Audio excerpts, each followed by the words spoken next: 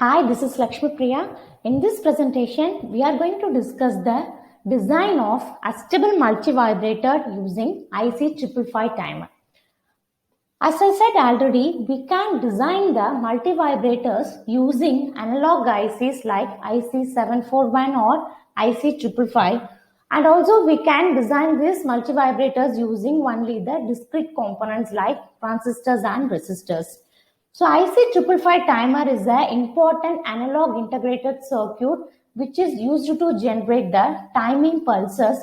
So here we are going to design this adjustable multi-vibrator using this timer IC.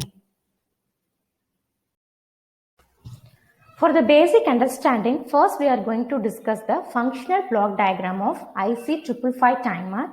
Then we will see how we are going to design the adjustable multi-vibrator using this IC555. The first block consists of 3 equal value resistors. So the value of the resistors are 5 kilo ohm, and this is the voltage divider circuit. So the voltage is equally divided at these 3 terminals. Here you can get 2 by 3 VCC. Here you can get 1 by 3 VCC, and here it is 0 volt. So the pin number 8 is connected to the supply voltage. So the supply voltage is equally divided at these 3 terminals. And the second block consists of 2 comparators, upper and lower comparators. So the upper comparator has 2 inputs. The positive terminal is connected to the pin number 6, that is their threshold input, and the negative terminal is connected at this node. So here it is, the voltage is 2 by 3 VCC.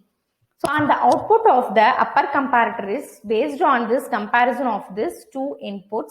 So whenever the threshold voltage is greater than the 2 by 3 VCC, the output of the upper comparator is logical 1, else it is 0. Similarly, the lower comparator also has 2 inputs. So the positive input is connected to the 1 by 3 VCC, and the negative terminal is connected to the pin number 2, that is our triggering input.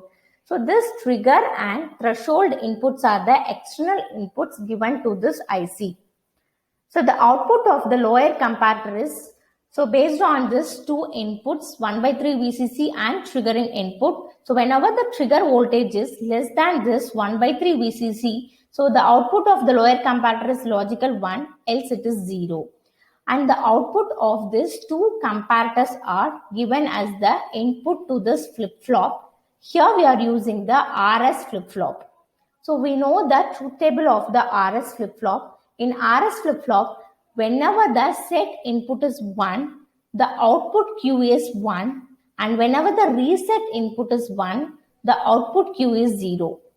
So in the flip-flop, we have 2 outputs, Q and Q bar. This Q bar is complement of this output Q, and this Q bar output is connected to the output pin number 3.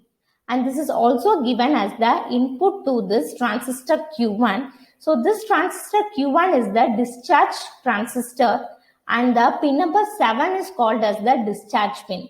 So here the external capacitor is connected to this discharge pin. So this transistor acts like a switch. So whenever this Q bar output is 1, so this transistor acts like a closed switch.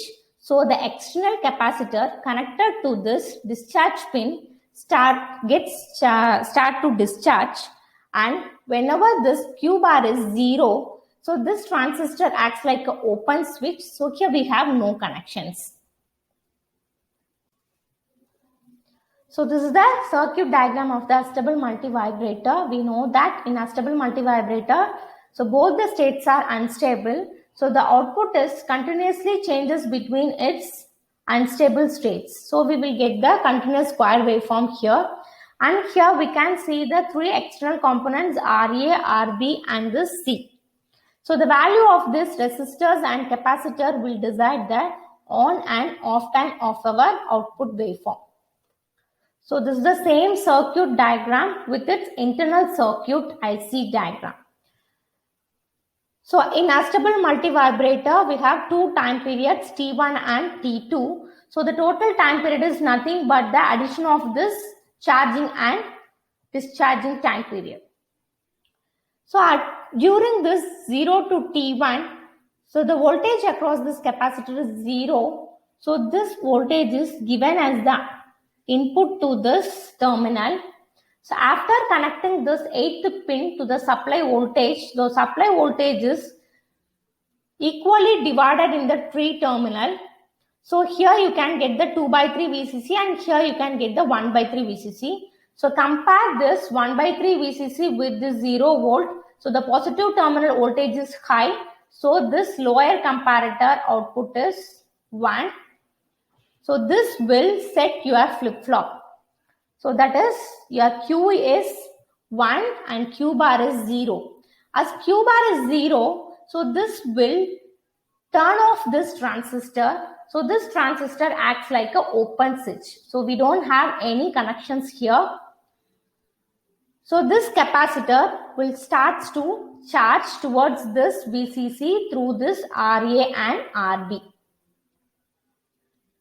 So this capacitor voltage reach up to 2/3 VCC because after this 2/3 VCC, so this voltage will increase above the 2/3 VCC. At that time, the upper comparator output goes high. So this will reset your flip-flop. So the Q output is 0 and Q bar output is 1. So as Q bar is 1, so this will turn on this transistor. So the capacitor starts to discharge through this RB transistor and to this ground. It will start to discharge through this path.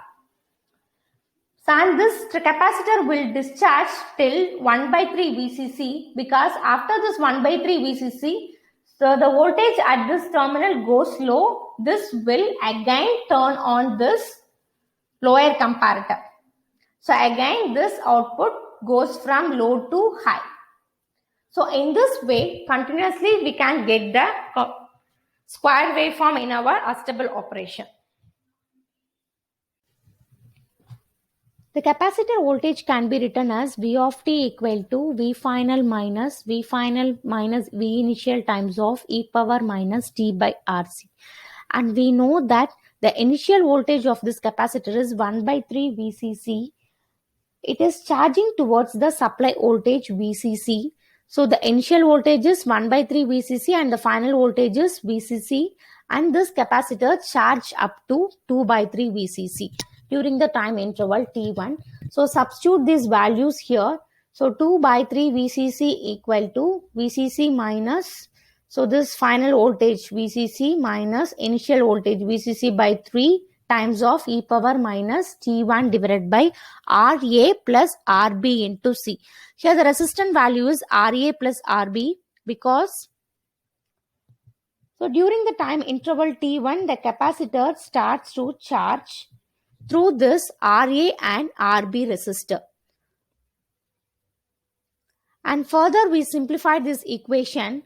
So we will get 1/2 equal to e power minus T1 divided by RA plus RB into C. Applying natural log on both sides. So we can get natural log of 1/2 equal to log of e power minus T1 divided by RA plus RB into C. And we know that natural log of 1/x is equal to minus log of x. So substitute here. And the natural log of 2 value is 0.69 into 3. So substitute these values here and we will get on time T1 equal to 0.69 into RA plus RB into C.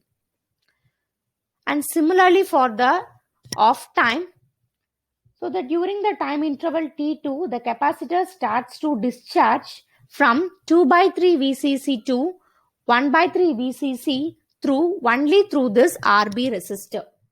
So discharge only through this RB resistor. So substitute these values here and further simplified, we will get T2 of time equal to 0.69 into RB into C. So the total time period is nothing but the addition of this 2 on and off time period. So this time is equal to 0.69 into RA plus 2 RB into C. And we know that frequency is the inversion of time. So the frequency of oscillation F here is 1 by 0.69 value is 1.44 divided by RA plus 2RB into C. And the duty cycle is equal to on or off time divided by the total time period. From the above formula of T1 and T2, the duty cycle can be calculated as D equal to RA plus RB divided by RA plus 2 into RB.